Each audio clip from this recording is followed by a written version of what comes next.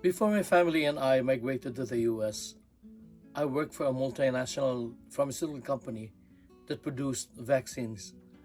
Part of my job was explaining to medical practitioners the efficacy of the vaccines my company produced. I was born into a family that loved music. My father was one of the first Tawag ng Tanghalan champions in Manila. He was very supportive of my love for music and arts and was really happy and proud that I became a Tawag ng Tanghalan champion myself in Northern Mindanao. I have been in healthcare for almost 2 decades now. From the first day that I worked in a nursing home, I began to make use of music as a tool to connect to both my coworkers and patients.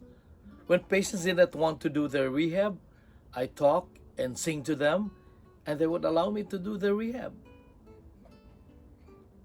Once I had a Japanese patient who was in so much pain and didn't want to do her rehab for the day. I sang to her in Japanese, and after that, she felt well enough to do her rehab with me. I built friendships with patients and families through music. I used music therapy with my patient even before it was a thing. Because of the pandemic, everyone's stress level is extremely high. This is especially true for healthcare workers like me. Frontliners and other essential workers are exposed to the risk of getting the virus every day that we go to work. I use music as usual to relieve the stress and to brighten the day at work.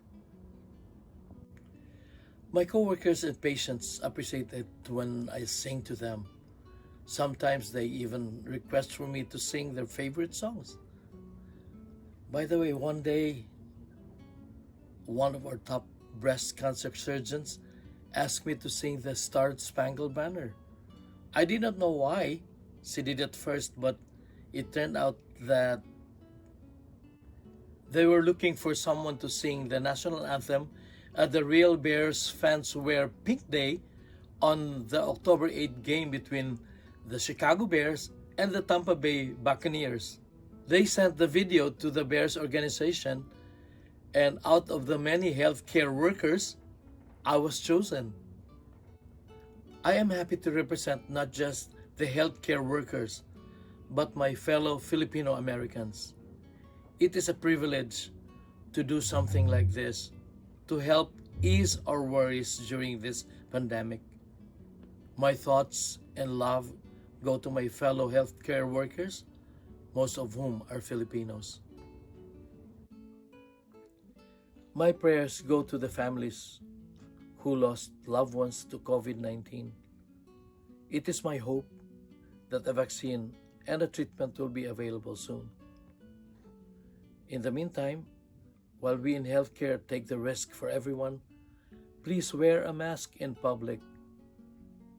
Practice social distancing. Wash your hands. Salamat and maligayang Filipino-American History Month.